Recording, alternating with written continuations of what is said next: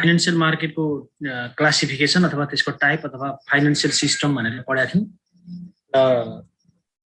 त्यसका इन्स्ट्रुमेन्टहरू अथवा globally security trading हुनको लागि कस्तो छ ट्रेड भन्ने केसमा हिजो डिस्कस गरेका थियौँ भने अब आज फङ्सन अफ फाइनान्शियल इन्टरमिडिएरिज त्योभन्दा अगाडि क्लासमा हामीले फङ्सन अफ फाइनान्शियल मार्केटको डिस्कस गरेका थियौँ भने अब इन्टरमिडिएरिजको भनेको इन्टरमिडिएरिज भनेर हामीले कसलाई भन्छौँ भन्दा फाइनान्शियल इन्स्टिट्युसन र इन्भेस्टमेन्ट ब्याङ्कर फाइनान्शियल इन्स्टिट्युसन र इन्भेस्टमेन्ट ब्याङ्करलाई हामीले यहाँ भन्दा फाइनान्शियल इन्टरमिडिएरिज भन्छौँ। नर्मल्ली फाइनान्शियल इन्टरमिडिएरिज भने के हो त भन्दा financial intermediaries is the mediator between saver and the borrower. The activities which is performed by the different kinds of financial institution like commercial bank, development bank, insurance company, microfinance, as well as investment banker. For what purpose? To pool or to transfer the fund from saver to borrower. The activities which is performed by to transferring this fund from one economic unit to another economic unit is called financial intermediaries. सेभरसँग भएको पैसालाई आवश्यक परेको पैसा अथवा बरोवरसँग सम्म पुर्याउनको लागि जसले आफ्नो आफ्नो तर्फबाट भूमिकाहरू खेलेका हुन्छन्, जसले ब्याङ्कले आफ्नो तर्फबाट भूमिका खेलेको हुन्छ, इन्भेस्टमेन्ट ब्याङ्करले आफ्नो तरिकाबाट भूमिका खेलेको हुन्छ भने यस्ता खालका इन्स्टिट्युसनलाई जसले मिडिएटरको रोल प्ले गरेको हुन्छ त्यसलाई भन्दा हामीले फाइनान्शियल इन्स्टिट्युसन फाइनान्शियल इन्टरमिडिएरिज भन्छौँ। अब फाइनान्शियल इन्टरमिडिएटले के काम गर्छ भन्दा एउटा ट्रान्ज्याक्सन कस्ट। अब यहाँ ट्रान्ज्याक्सन कस्ट कुन सेन्समा भनेको छ भन्ने केसमा सपोज अब यहाँ एक्जाम्पलबाट जानुपर्छ। सपोज कुनै फर्मले सेयर इस्यु गर्यो। अब त्यो सेयर इस्यु गरिसकेपछि उसले इस्यु गरेको सेयर आफ्नो सेयर आफैले मार्केटमा इस्यु गर्दैन, त्यसले कुनै एउटा व्यक्तिलाई जिम्मा दिन्छ, व्यक्ति नभनौँ इन्स्टिट्युसनलाई जिम्मा दिन्छ। त्यसरी जिम्मा दिँदा अब जसले जिम्मा लिएको छ उसले पनि फ्रीमा अथवा फ्री अफ कस्ट त काम गर्दैन, उसले पनि केही पक्कै पनि चार्ज त लिन्छ। त्यो चार्ज लिँदा त्यो चार्ज दुईटा बेसिसमा लिन्छ, एउटा अन्डरराइटिङ बेसिसमा र एउटा ब्रोकरिङ बेसिसमा। अब अन्डरराइटिङ बेसिस भन्ने बित्तिकै हामीले त्यसमा के हुन्छ भन्दा उसले बेच्न खोजेको सेयर अथवा मार्केटमा इस्यु गर्न खोजेको सेयर सबै के गरिदिन्छ, टेक ओभर गरिदिन्छ अन्डरराइटिङमा। चाहे बजारमा बिक्री होस् चाहे बजारमा बिक्री नहोस्, त्यो फुल रेस्पोन्सिबिलिटी कसको हुन्छ भन्दा के अरे इन्भेस्टमेन्ट ब्याङ्करको हुन्छ। त्यसको लागि उसले कमिसनको रेट पनि अलिक बढी लिएको हुन्छ। तर ब्रोकरिङमा के हुन्छ भन्दा ग्यारेन्टी लिएको हुँदैन, मार्केटमा बिक्छ बिक्दैन थाहा हुँदैन, बिकेछ भने ठिक छ बिक्री गरे बराबरको पैसा कम्पनीलाई दिन्छ र बिक्री नभएको सेयर अथवा सिक्युरिटी जे छ त्यो रिफन्ड गर्छ, जसमा कमिसनको रेट कम हुन्छ। अनि ब्रोकरिङमा रिस्क अन्डरराइटरलाई इस्युइङ कम्पनीलाई हुन्छ भने अन्डरराइटिङमा रिस्क इन्भेस्टमेन्ट ब्याङ्करलाई हुन्छ। त्यसकारण यहाँ ट्रान्ज्याक्सन कस्ट कुन सेन्समा भनेको छ भन्दा चाहे ब्रोकरिङ कन्डिसनमा होस् चाहे अन्डरराइटिङ कन्डिसनमा हो, त्यो त भयो इन्स्टिट्युसनको केसमा। तर एउटा इन्डिभिजुअलले एउटा व्यक्तिमा भएको सेयरलाई अर्को व्यक्तिमा ट्रान्सफर गर्दा जसलाई हामीले ब्रोकरेज फी भन्छौँ, broker charge, broker commission, sell गर्दा पनि लाग्छ र बाई गर्दा पनि लाग्छ। एउटा किन यो लिन्छ त भन्ने कुरा हुन्छ। किन भन्दा कुनै पनि इन्फर्मेसन कुनै पनि अर्गनाइजेसनलाई भनौँ या इन्डिभिजुअललाई भनौँ फुल अफ इन्फर्मेसन हुँदैन। उसको लागि प्रब्लम के हुन्छ भन्दा बायरलाई सेलर खोज्नको लागि र सेलरलाई बायर खोज्नको लागि, सेलर र बायर मिट गराइदिए बापत अथवा मार्केटबाट फन्ड रिज गरिदिए बापत उसले आफ्नो स्किल सो गरेको हुन्छ। त्यो बायर र सेलरलाई ग्यादरिङ गर्नको लागि अथवा मार्केटबाट फन्ड रेज गर्नको लागि उसले के गरेको हुन्छ भन्दा के अरे आफ्नो स्किल रिप्रेजेन्ट गरेको हुन्छ अथवा सो गरेको हुन्छ। त्यस बापत उसले केही पैसा चार्ज गर्छ, ट्रान्ज्याक्सन कस्ट। यो भनेको कस्तो भन्दा लिगल चार्ज हो। यसमा कसैलाई बढी कसैलाई कम नभएर एउटा नर्म्स एन्ड भ्यालुजमा एउटा रुल्स एन्ड रेगुलेसनमा जति रेट मेन्सन गरेको छ त्यही रेटबाटै उसले कमिसन चार्ज लिएको हुन्छ, जसलाई हामीले ट्रान्ज्याक्सन कस्ट भन्छौँ। ट्रान्ज्याक्सन कस्ट भनेको यसले के पनि गराउँछ भन्दा, जस्तै किन्दा र बिक्री गर्दा यसले आफ्नो कमिसन त लियो प्लस यसले लिगल्ली के गर्छ, गभर्मेन्टलाई एउटा सपोर्टिभको रोल प्ले पनि गरेको हुन्छ। किन भन्दा ट्याक्सको माध्यमबाट जति बढी यसले ट्रान्ज्याक्सन गराउन सक्यो, गभर्मेन्टको लागि ट्याक्स रेभेन्यू कलेक्सन बढी हुने भयो। हो त्यसकारण त्यो गभर्मेन्टलाई ट्याक्स कलेक्सन अथवा रेभेन्यू कलेक्सन गरिदिए बापत गभर्मेन्टले त्यस्ता इन्स्टिट्युसनले एउटा लिगल्ली मेन्सन गरेर दिएको जुन रेट छ त्यसलाई हामीले भन्दा यहाँ कस्ट भन्छौँ। तर त्यो कस्ट भनेको इन्भेस्टरको लागि कस्ट हो, तर तिनीहरूको लागि त अब रेभेन्यू नै भइहाल्यो। त्यसरी आफ्नो स्किल सो गरे बापत अथवा विभिन्न किसिमका मिडिएटरका रोल प्ले गरे बापत कमिसन जुन चार्ज गर्छ त्यो कमिसन भनेको लिगल कमिसन हो, जसलाई हामीले यहाँ ट्रान्ज्याक्सन कस्ट भन्छौँ। एउटा यो रोल प्ले गरिरहेको हुन्छ फाइनेन्सियल इन्टरमिडिएटको एउटा काम ट्रान्ज्याक्सन कस्ट।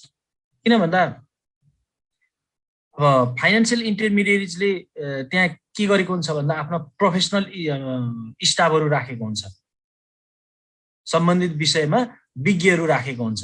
किन भन्दा सेक्युरिटीलाई इभ्यालुएसन गर्नु पर्यो, कुन कन्डिसनमा मार्केटमा लैजाँदा ठिक हुन्छ हैन, कुन सिनारियोमा मार्केटमा लैजाँदा ठिक हुन्छ, त्यसको प्राइस कति सेट गर्दा ठिक हुन्छ, कति क्वान्टिटी बराबर सेयर इस्यु गर्ने भनेर त्यसको बारेमा उसले विभिन्न किसिमका इन्फर्मेसन कलेक्सन गर्छ र मार्केटको सर्वे गर्छ र त्यही अनुसार कम्पनीलाई एउटा सजेसन दिने भएको हुनाले त्यस बाबत सर्टेन चार्ज लिने हुन्छ। त्यसलाई हामीले भन्दा यहाँ के भन्छौँ, ट्रान्ज्याक्सन कस्ट भन्छौँ।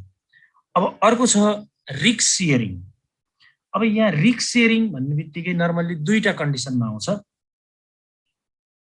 अब नर्मल्ली रिस्क सेयरिङ भनेको के हो भन्दा फाइनेन्सियल ल्याङ्ग्वेजमा डाइभर्सिफिकेसन भन्ने बित्तिकै हामीले के बुझ्छौँ, पोर्टफोलियो बुझ्छौँ। Investment in more than one securities that is called portfolio भन्छौँ। तर रियल पोर्टफोलियो चाहिँ त्यो होइन। रियल पोर्टफोलियो हुनको लागि के हुनुपर्छ, एउटा भन्दा धेरै एसेट्सहरूमा लगानी गर्नु पोर्टफोलियो त हो, तर त्यो एक्चुअल पोर्टफोलियो हो यहाँ के नर्म्स एन्ड भ्यालुजहरूको फुलफिल हुनुपर्छ ल भनौँ त।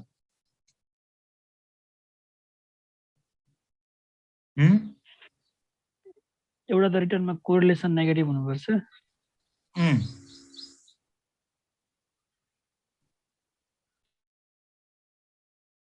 अरु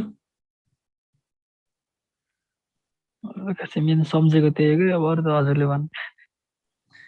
हो, यो त एउटा नर्मल इन्भेस्टरले, जस्तै हामी अब यो लेभलको स्टुडेन्ट अथवा हामी भनौँ, हामीले कुनै पनि कम्पनीको सेयर किन्दा के कोरिलेसन क्यालकुलेसन गर्छौँ त? अब त्यहाँ जाउँ न, हामी रियल लाइफमा जाउँ न, गर्छौँ? गर्दैनौँ। कोरिलेसन नेगेटिभ भएका सेक्युरिटीहरू हामीले एक्वायर गर्ने हो। तर हाम्रो कन्टेक्स्टमा पोर्टफोलियो कसरी डेभलप हुन्छ भन्दा त्यो प्रिन्सिपल्ली हो, अघि अमृतले भनेको प्रिन्सिपल्ली हो। तर हाम्रो कन्डिसनमा पोर्टफोलियो कसरी डेभलप गर्छौँ भन्दा जनरल सेन्समा पोर्टफोलियो भन्ने बित्तिकै त के बुझ्छन् मान्छेले भन्दा सपोज कुनै व्यक्तिसँग 10 लाख छ, 10 लाखको विभिन्न कम्पनीका सेयर किनेर राख्ने हो भने त्यो पोर्टफोलियो हो भन्छौँ हामीले। होइन, रियल पोर्टफोलियो त्यो होइन। रियल पोर्टफोलियोमा कम्पनी पनि डिफ्रेन्ट हुन्छ र क्याटेगोरी पनि डिफ्रेन्ट हुनुपर्छ। जस्तै मैले सेयर किने भने कमर्सियलको ब्याङ्कको मात्रै नकिन्ने, त्यो कमर्सियल ब्याङ्कको पनि हुनु पर्यो, माइक्रो फाइनेन्सको पनि हुनु पर्यो, इन्सुरेन्सको पनि हुनु पर्यो, हाइड्रो पावरको पनि हुनु पर्यो, म्यानुफ्याक्चरिङको पनि हुनु पर्यो। त्यो एउटा पार्ट भयो सेयरको केसमा। भने मैले त यहाँ एउटा त कम्पनी डिफ्रेन्ट भयो, जस्तै सेयर मात्रै किन्ने, ब्याङ्क अफ काठमाडौँको पनि किन्ने, हिमालयन ब्याङ्कको पनि किन्ने, एभरेस्ट ब्याङ्कको पनि किन्ने, त्यो पोर्टफोलियो भएन, त्यो पोर्टफोलियो नै होइन। किन भन्दा त्यसले रिस्क मिनिमाइज किन गर्दैन भन्दा यदि कमर्सियल ब्याङ्कमा कुनै गभर्मेन्टले कुनै रेस्ट्रिक्सन लगायो, कुनै रुल्स एन्ड रेगुलेसन बााउन्ड गर्यो भने त्यसको त प्रत्यक्ष एउटा ब्याङ्कलाई मात्रै नगरेर सबै ब्याङ्कलाई गर्ने भयो नि त। सम्बन्धित क्षेत्रलाई गर्ने भनेर ल्याइसकेपछि त कमर्सियल ब्याङ्क पर्टिकुलरलाई त गर्दैन, कमर्सियल ब्याङ्क जतिलाई गर्ने भयो। त्यसको लागि हाम्रो के हुनु पर्यो, एउटा कमर्सियल सेक्टर जसलाई मेजरमेन्ट गर्छ सेन्सिटिभ इन्डेक्स। अब एउटा हाइड्रो पावर होला, एउटा इन्सुरेन्सको होला, अर्को माइक्रो फाइनेन्सको होला, अर्को म्यानुफ्याक्चरिङको होला, अर्को होटेलको होला, एउटा यो क्याटेगोरी। र अर्को भनेको इक्विटी सेयरमा मात्रै बेस नहुने, यसमा डेप्ट क्यापिटल पनि अथवा डेप्ट सेक्युरिटी क्रेडिटर्स क्यापिटलहरू पनि हामीले इन्क्लुड गर्नु पर्यो, बोन्ड डिभेन्चर भयो। त्यो पनि सकिन्न, त्यो पनि प्रब्लम भयो भने अझ सजिलो मेसिज त के छ, हामीले पोर्टफोलियो डेभलपमेन्ट गर्न सकिएन, हाम्रो कुनै नलेज छैन भने त्यस्तो कन्डिसनमा के त भन्दा सजिलो मेथड भनेको म्युचुअल फन्ड।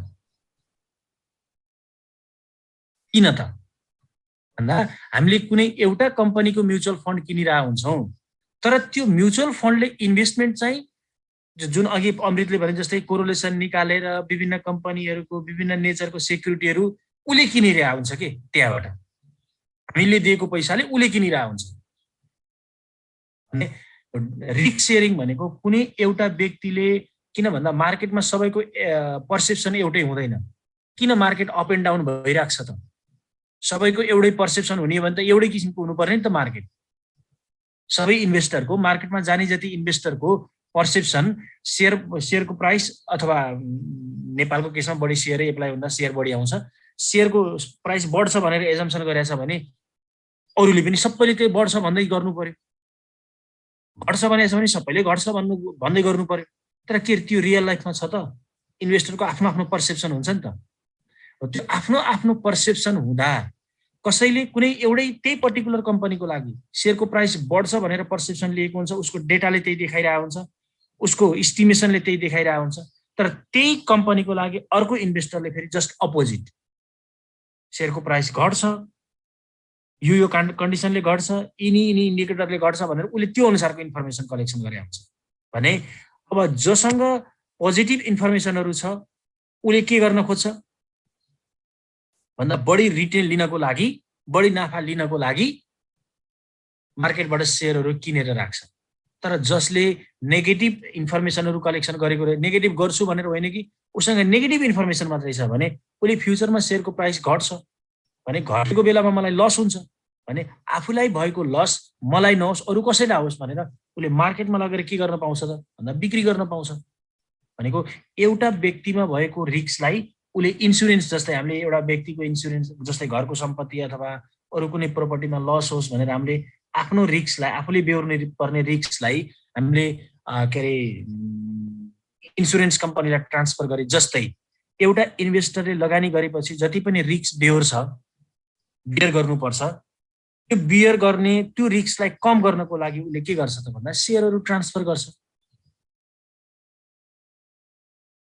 सेयर ट्रान्सफर गर्छ भनेको के, बिक्री गरेर। र अर्को भनेको मैले अघि भनिहालेँ पोर्टफोलियो डेभलपमेन्टबाट।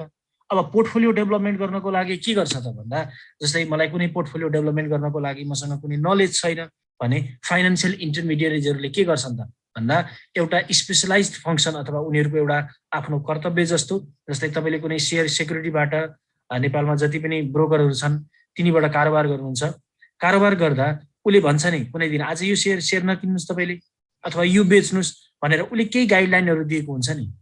किन भन्दा हामीसँग भन्दा त उसँग पक्कै पनि बढी इन्फर्मेसनहरू हुन्छ, ऊ त्यही विषयमा काम गरेर बसेको हुन्छ, पढ्नै पर्छ भन्ने छैन। जब प्र्याक्टिस हुन्छ, प्र्याक्टिस भएपछि उसलाई त्यस सम्बन्धी इन्फर्मेसनहरू आउँछ। त्यसले गर्दा रिस्क सेयरिङ, यहाँ रिस्क सेयरिङ दुईटा कन्डिसनमा है, एउटा at the time of developing a portfolio, त्यो केसमा रिस्क सेयरिङ हो। अर्को केस भनेको सेल अफ सेक्युरिटिज। यिनी दुईटा कन्डिसनमा उसले एउटा एक्सपर्टको रोल प्ले गर्ने भएको हुनाले यसको काममा रिस्क सेयरिङको पार्ट पनि राखिएको छ। र अर्को छ अब ट्रान्सफरिङ द फाइनान्सियल एसेट्स।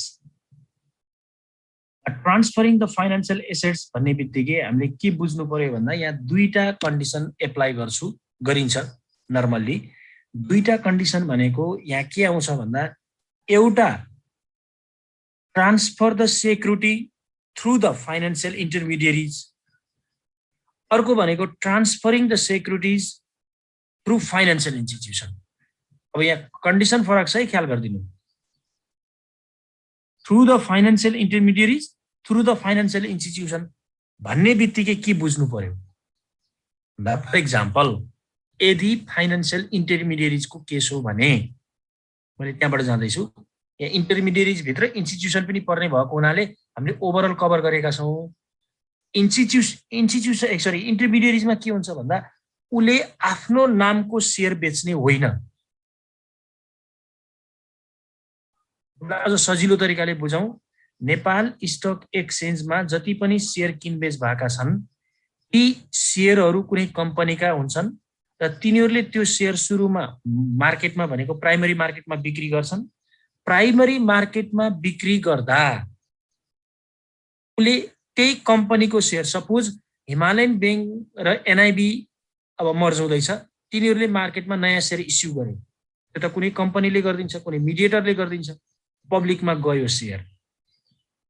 त्यो मिडिएटरले गरिदिँदा कसको सेयर गरिदिन्छ? फाइनान्सियल इन्टरमिडिएटको सेयर इस्यु गरिदिन्छ कि त्यो एनआइबी र एचबिएल को गरिदिन्छ?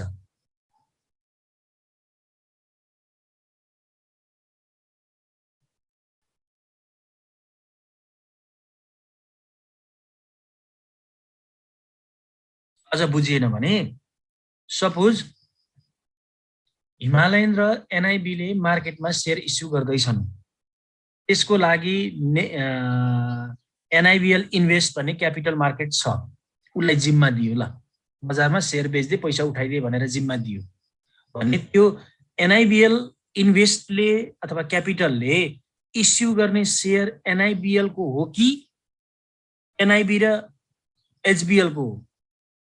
मैले सोधेको त्यो हो।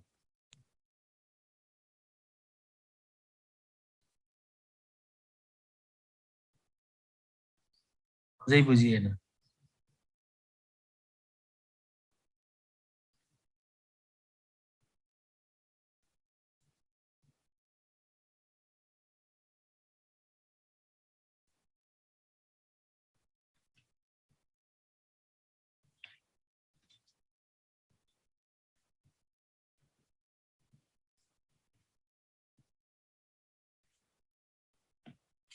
बुझाउनको लागि हो है।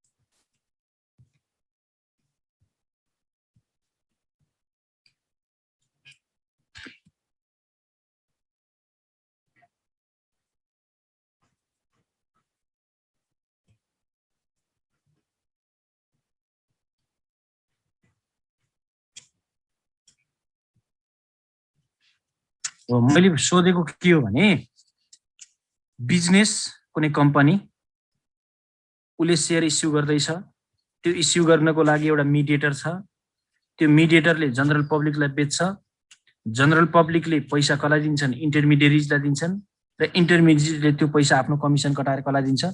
बिजनेसलाई दिन्छ। भने अब मैले सोधेको कहाँनिर हो भने, मैले सोधेको कहाँनिर हो भने यो फाइनान्सियल इन्टरमिडिएरिजले इन्भेस्टरलाई जुन सेयर दिन्छ, जुन सेयर भनेर दिन्छ, त्यो सेयर आफ्नो दिन्छ कि त्यो बिजनेसको दिन्छ भनेर सोधेको मैले। त बिजनेसको दिन्छ। हो।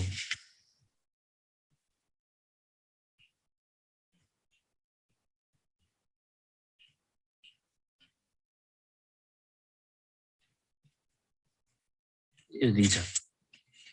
यसमा त्यो बिजनेसको भनेको यसैको यही बिजनेसको सेक्युरिटी हो, यसले दिने, यसले आफ्नो नामको सेयर दिने होइन। तर यो फाइनान्शियल इन्टरमिडिएट्सको सट्टा यहाँ अब अर्को आउँछ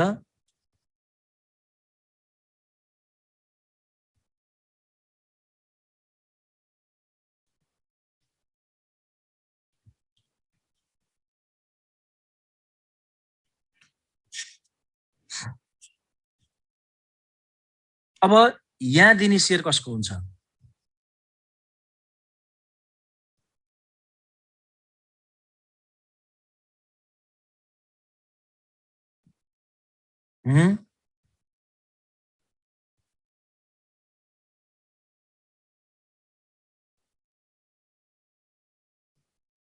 ल भनौँ त यही प्रब्लम हुन्छ कि देख्दा माइनर जस्तो लाग्छ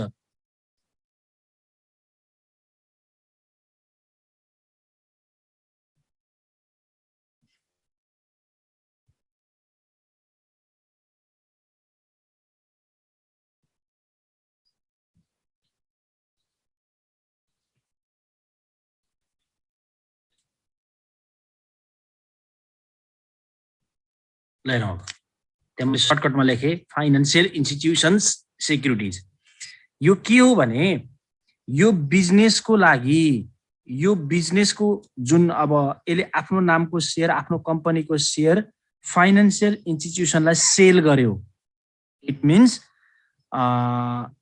share holder of business is financial institution यो बिजनेसको शेयर होल्डर भनेको फाइनान्शियल इन्स्टिट्युसन हो अब उसले सर्टेन पैसा जति हुन्छ त्यो पैसा उसले यसलाई तिर्छ र अब यो शेयर कसको भयो फाइनान्शियल इन्स्टिट्युसनको शेयर भयो अब उसले फेरि यसलाई पनि फन्ड रेज गर्नु पर्यो भने अब उसले आफ्नो नामका शेयरहरू फेरि पब्लिकलाई बिक्री गर्छ यो सबभन्दा सजिलो एक्जाम्पल भनेको म्युचुअल फन्ड हो यसरी बुझौँ के म्युचुअल फन्डले के गर्ने हो त ल भन्नु त म्युचुअल फन्ड भनेको के होतिर नजाउँ कि म्युचुअल फन्डको काम के हो त भन्दा एउटा व्यक्तिले शेयर किने जस्तै एउटाले संस्थाले शेयर किन्ने होइन र कुनै कम्पनीले शेयर इस्यु गर्दा हामी पब्लिक भनेको सानो लगानीकर्ता हो थोरै थोरै बचत छ थोरै पैसा छ लगानी गरियो पब्लिकको कम्पनीको शेयर किनियो तर यो भनेको हामी जस्तै हो तर यो इन्स्टिट्युसनल हो हामी एउटा इन्डिभिजुअल हो इन्भेस्टर भनेको यो इन्भेस्टर भनेको के हो त भन्दा इन्स्टिट्युसनल इन्भेस्टर हो यसले के गर्छ त भन्दा यी बिजनेसका सेक्युरिटीहरू किन्छ बिजनेसका सेक्युरिटी पोर्टफोलियोको प्रिन्सिपल एप्लाई गरेर किन्छ किनिसकेपछि अब भनेको यसले लगानी गर्यो भनेको एउटा व्यक्तिले संस्थामा लगानी गरे जस्तै म्युचुअल फन्डले विभिन्न कम्पनीहरूमा लगानी गर्यो र अब उसले लगानी गरिसकेपछि त्यो लगानी गर्नको लागि उसले पैसा कहाँबाट ल्याउने हो त भन्दा जनरल पब्लिकबाट आफ्नो युनिट सेल गरेर जसलाई हामीले शेयर नभनेर युनिट भन्छौँ युनिट सेल गरेर ल्याउँछ त्यसकारण फाइनान्शियल इन्टरमिडिएट र फाइनान्शियल इन्स्टिट्युसनमा यो जुन मिडिएटरको रोल प्ले गरेको छ यिनी दुईटामा टोटली फरक छ मैले अघि लेखेको पार्टमा अरू हेर्नु पर्दैन यति माथिको पार्ट मात्रै हो यो मैले अहिले सर्कल गर्दैछु यो सर्कल गरेको पार्टलाई मात्रै बुझियो भने यो टोटल बुझिन्छ यहाँ के भनेको छ बिजनेस सेक्युरिटी सेल गरेर रहेछ यहाँ कसको सेक्युरिटी सेल गरेको छ आफ्नो सेक्युरिटी सेल गरेको छ अघि बिजनेसकै थियो अघिको केस भनेको सिम्पल बुझ्न सजिलो छ अहिले जुन मार्केटमा भइराखेको ट्रेन्ड हामीसँग शेयर छ कुनै ब्रोकर थ्रु हामीले किनबेच गराउँछौँ त्यो ब्रोकरले अर्कोलाई बेचिदिने जस्तो मैले बेचेँ भने त्यो शेयर अर्कालाई बेचाइदिने भनेको आफ्नो शेयर बेचाइदिन्छ र मेरो शेयर बेचाइदिन्छ नि त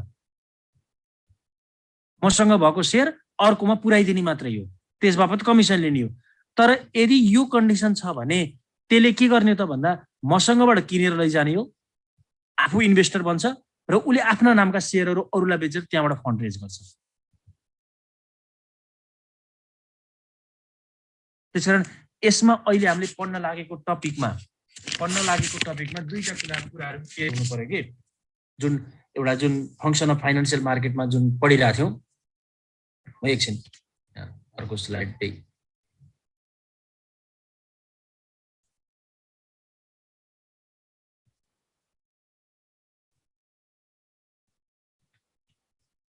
ल ट्रान्सफरिङ द फाइनान्शियल एसेट्सको कुरा गरिरहेको थियौँ भनेको ट्रान्सफरिङ द फाइनान्शियल एसेट्स को केसमा दुईटा कन्डिसन हुँदो रहेछ हैन।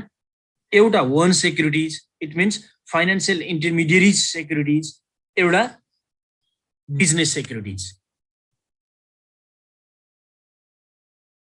अब जुन मेथडबाट भए पनि, चाहे बिजनेस सेक्युरिटी होस्, चाहे फाइनान्शियल इन्टरमिडिएरिज अथवा इन्स्टिट्युसन सेक्युरिटी होस्, जुन कन्डिसनमा पनि त्यसको अब्जेक्टिभ के हो त भन्दा transfer the assets from one person or one institution to another institution, or one institution to another person, or one person to another institution. That activities is performed by financial intermediaries as well as financial institution. यो काम भनेको कसको? Financial इन्टरमिडिएरिज को। अर्को छ asymmetric information, adverse selection and moral hazard भनेको छ। यो चाहिँ अलिक क्लियर हुनुपर्छ। यसको बारेमा अघि पनि मैले थोरै पार्ट त बताएँ है। अब यो भनेको के हो भन्ने केसमा, यो भनेको के हो भने, यो भन्दा अगाडि हामीले के डिस्कस गर्यौं भन्दा फाइनान्शियल इन्टरमिडिएरिजले विभिन्न किसिमका रोल प्ले गर्छ फाइनान्शियल मार्केटमा। त्यसको एउटा रोल भनेको के हो भन्दा रिस्क सेयरिङ गरिदिने हैन, एसेट्सहरु ट्रान्सफर गरिदिने, त्यो एउटा काम हो। तर यो एउटा व्यक्तिबाट भएको सेक्युरिटी अर्को व्यक्तिमा ट्रान्सफर गर्दा, अथवा एउटा इकोनोमिक युनिटमा भएको फन्ड अर्को इकोनोमिक युनिटमा ट्रान्सफर गर्दा त्यहाँ दुईटा पार्टी हुने भयो, एउटा रिसिभर एउटा गिभर, भनेको एउटा लेन्डर एउटा बोरोर हुने भयो। भने दुईटा पार्टीसँग सफिसिएन्ट इन्फर्मेसन हुँदैन, सफिसिएन्ट इन्फर्मेसन हुँदैन। कुनै एउटा पार्टीसँग सफिसिएन्ट इन्फर्मेसन हुन्छ, अर्को पार्टीसँग इन्फर्मेसन कम हुन्छ। अघि मैले एउटा भनिसकेको छु, त्यसैलाई क्लियर गर, त्यसैलाई अझै एक्सटेन्सनको रूपमा बुझ्नु होला। मैले अघि एउटा के भनेको थिएँ भन्दा मार्केटमा कुनै इन्भेस्टरले शेयर बढ्छ भनेर एजम्पसन गरेर हुन्छ भने कुनै इन्भेस्टरले शेयरको प्राइस घट्छ भनेर एजम्पसन गरिरहेको हुन्छ। भने अब जस्तै अहिलेकै केसमा भनौँ न, नेपालमा केही समय यता यो लकडाउनको पिरियडमा नेप्से बढिरहेछ, लगातार रूपमा टेन्टेटिभ बढिरहेछ। कुनै दिन घट्ने त भएको होला, तर नर्मल्ली बढेको छ। अब धेरै जसो इन्भेस्टरको पर्सेप्सन के छ, मेजोरिटी इन्भेस्टरको पर्सेप्सन यो समय भनेको लकडाउनको पिरियडको कारणले, किन भन्दा अरू सबै एक्टिभिटी बन्द छ, मान्छेले घरमा बसेको छ, आजभोलि टिएमएस थ्रु थोरै पैसा भए पनि त्यो आइडल राख्नु भन्दा त्यहाँ लगानी गरौँ। इभन व्यापारीहरूले पनि अब बैंकमा पैसा डिपोजिट गर्न बैंक टाइममा खुल्दैन, भएको पैसालाई के गरौँ त भन्दा 15, 20, 30 दिनको लागि त्यतिकै राख्नु भन्दा यहाँ लगानी गरौँ भनेर लगानी गरिरहेछ। यो जब लकडाउन खुल्छ अटोमेटिक सेल प्रेसर आउँछ र नेप्से घट्छ। मेजोरिटीको एजम्पसन त्यो छ। कसैको एजम्पसन के छ, अब असार मसान्त लाग्यो, बैंकहरूले अलि कडाई गर्छ, ब्याज स्याज बुझाउनु पर्यो, किस्ता तिर्नु पर्यो, त्यसपछि पैसा हुँदैन, भएको शेयर मान्छेले बेच्छ, बेच्दा सेल प्रेसर हुन्छ, मार्केट घट्छ, त्यति बेला हो किन्ने, कोही त्यो दाउमा बसिरहेछ। भन्ने इन्फर्मेसन कस्तो छ, इन्फर्मेसन भनेको कसैसँग सफिसिएन्ट इन्फर्मेसन हुन्छ भने कसैसँग ल्याक अफ इन्फर्मेसन हुन्छ। हो यहाँ एसिमेट्रिक इन्फर्मेसन भनेको के हो त भन्दा the information available to the prospective investor. Someone investor have the sufficient information, but another type of or another group of investor have lack of information. अब जोसँग बढी इन्फर्मेसन छ उले मार्केटको अपर्च्युनिटी ग्र्याब गरिरहेको हुन्छ। हेर्नुस्, जोसँग बढी इन्फर्मेसन छ उले के गर्छ, मार्केटबाट अवसर लिइरहेको हुन्छ। जोसँग इन्फर्मेसन छैन, कम इन्फर्मेसन छ, उ मार्केटमा फस्ने हो। यो त के हो भन्दा मार्केट भनेको त एउटाले अर्कालाई फसाउने हो, तर लिगल्ली। फसाउने भन्ने वर्ड एउटा नेगेटिभ वेबाट लिन्छौँ भने यहाँ भनेको लिगल वेबाट जान्छ। अब जस्तै सिम्पल तरिकाले बुझौँ, इन्फर्मेसन दुईवटा हुन्छ, एउटा इनसाइडर इन्फर्मेसन र एउटा आउटसाइडर इन्फर्मेसन। इनसाइडर इन्फर्मेसन भनेको कस्तो,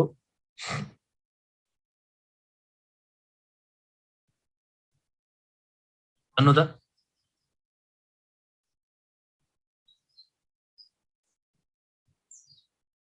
कसैलाई थाहा छ?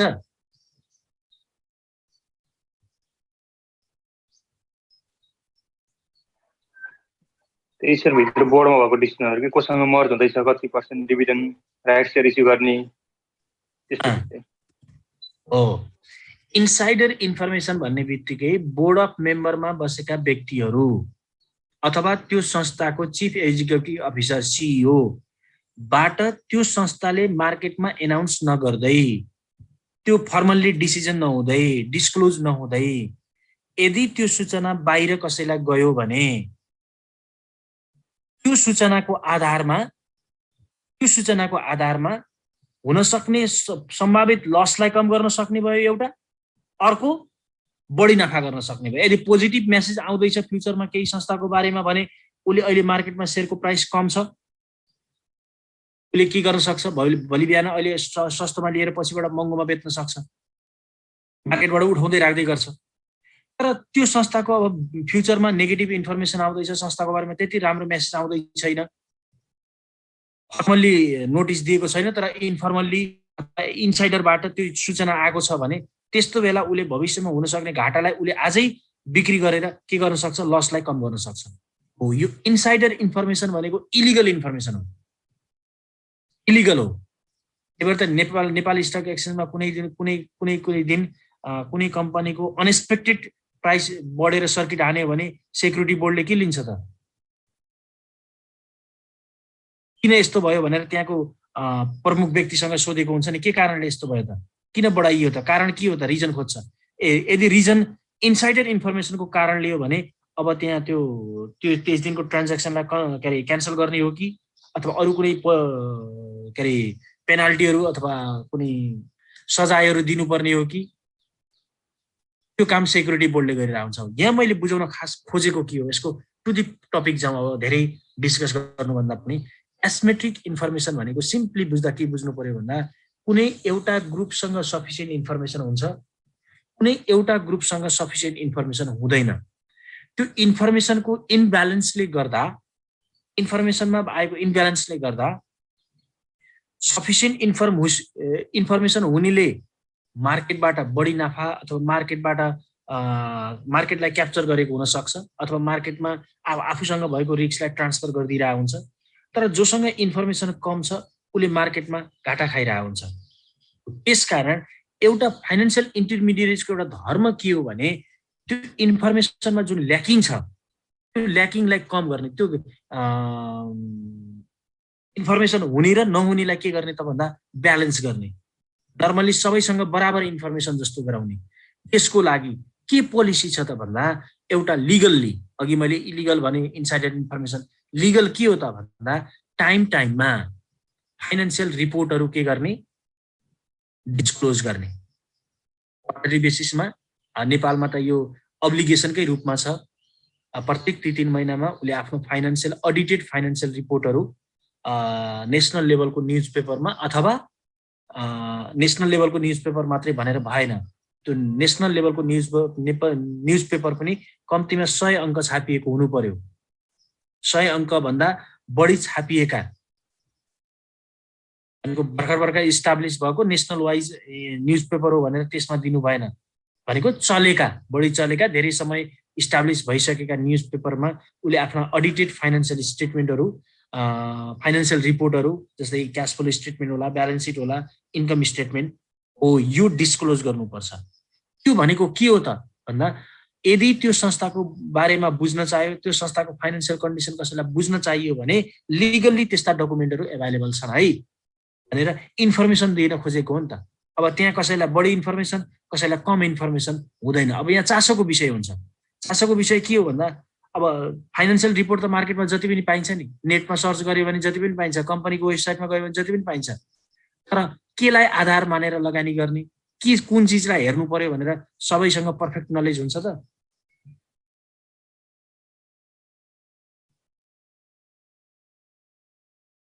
भनौँ त, हुँदैन नि त। हो, त्यस कारणले गर्दा त्यस्तो केसमा एउटा एक्सपर्टिजको रोल प्ले गर्ने काम कसले गरिदिन्छ त भन्दा फाइनान्शियल इन्टरमिडिएट्सले गर्छ। अर्को छ म्याच्युरिटी इन्टरमिडिएसन।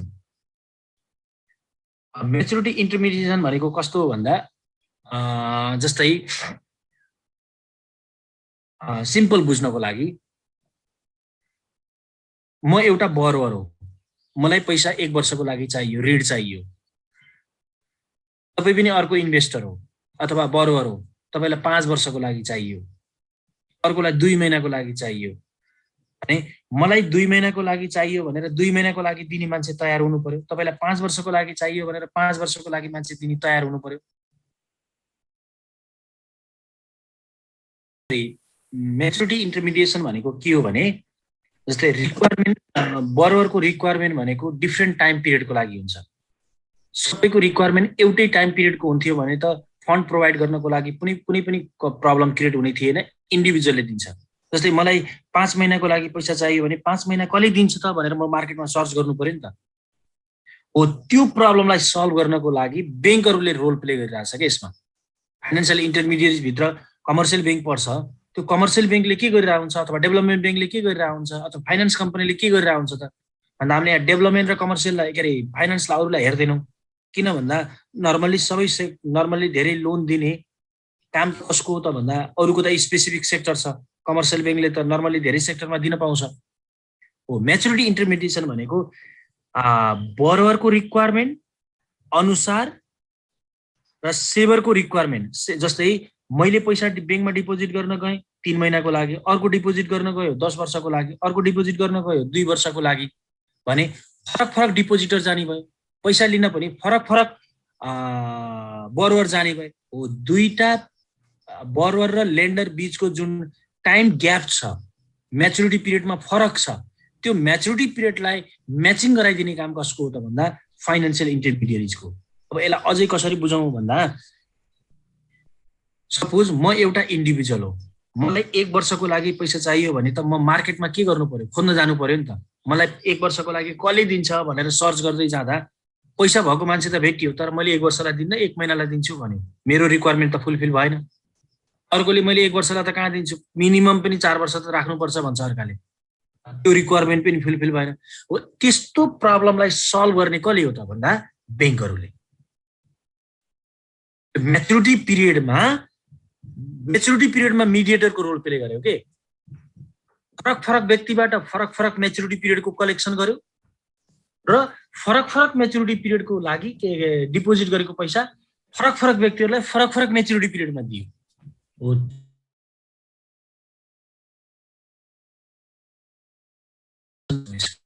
अर्को छ प्रोभाइडिङ पेमेन्ट मेकानिजम भनेको अरू केही पनि होइन। यसमा जस्तै आजभोलि धेरै जसो ट्रान्ज्याक्सनहरू 10 लाख भन्दा माथिको ट्रान्ज्याक्सनहरू केमा पेमेन्ट हुँदैन, क्यासमा पेमेन्ट हुँदैन हैन,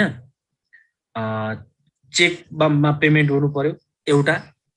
किन भन्दा यो अब इलेक्ट्रोनिक अहिले त बढी यो केले पनि सिकाइदियो भन्दा यो अहिलेको पेन्डेमिक सिचुएसनले गर्दा अब राम्रो भनेको के रहेछ भन्दा इलेक्ट्रोनिक पेमेन्ट जतिको सुरक्षित केही पनि रहेनछ, सेफ्टीको हिसाबले पनि अरू हिसाबले पनि। हो, त्यो केसमा उनीहरूले डेबिट कार्ड इस्यु गर्ने, क्रेडिट कार्ड इस्यु गर्ने अथवा अरू कुनै मेकानिजमबाट एउटा व्यक्तिबाट अर्को व्यक्तिमा फन्ड ट्रान्सफर गर्दा कुन मिन्सबाट ट्रान्सफर गर्ने त, अब आइपिएस कनेक्ट आइपिएस गर्ने हो कि अथवा मोबाइल ब्याङ्किङ गर्ने हो कि। हो, त्यसको लागि विभिन्न किसिमका टुल्सहरू प्रोभाइड गरिदिने काम कसले गर्यो त भन्दा फाइनान्शियल इन्टरमिडिएट्सले गरे। यसको अरू केही, यसको मेन पार्ट के हो भने normally payment mechanism is the method of making payment. We always do not make payment in cash. Simply, in developed financial system, payment in cash are not generally made. We make payment using check, credit card, debit card, or any types of electronic transfer tools. So, financial intermediaries play the role as an intermediaries for the payment of cash from one party to another party.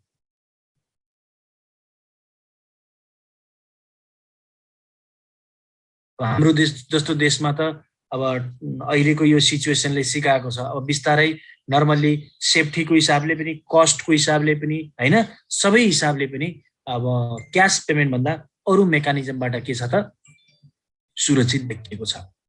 ल, यो part भयो, अरू part चाहिँ अब भोलिको क्लासमा गरौँ है।